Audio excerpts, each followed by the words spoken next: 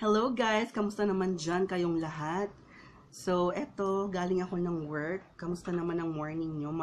Tuesday morning na.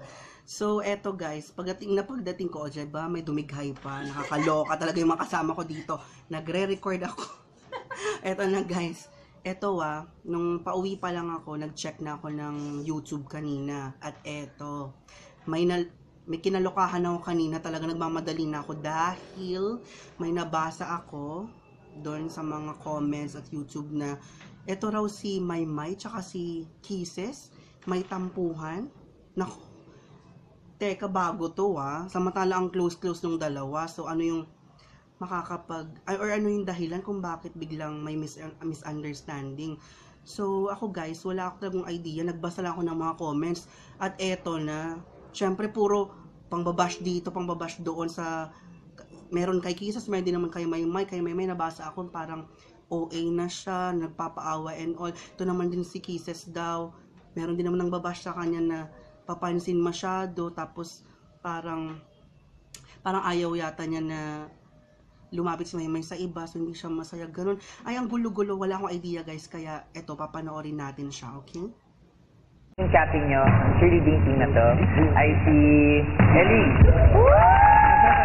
Patay yung babae, patay na. At ang matibay na pagkakaibigan ni Kisses at Maymay, isang pagsubok din ang pagdaraanan. Kaya ano nangyayari dito? Minsan naninibago na ako. Masabi ko lang, kuya, nahihirapan lang ako. Isa akong kaibigan. Simula lumabas kami. Every time na masaya ako sa iba, nalulungkot siya. Hindi ko alam, bigla na lang yung mga gamit. Hanggang nanihirapan na ako. Paano ko makaadya? Para maging masaya siya. Ayaw ko nakikita ko.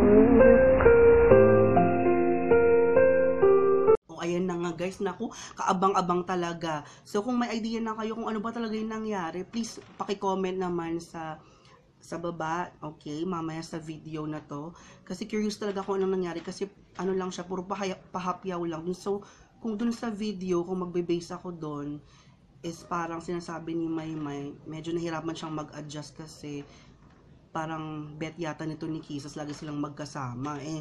Syempre may mga iba namang housemates, kailangan makihalubilo at hindi naman sa lahat ng panahon di ba magkakasama sila. Tapos nung latter part naman sabi din naman ni Kisses na ayaw na nakitang umiyak si Maymay. So medyo ano kayo nangyari in between at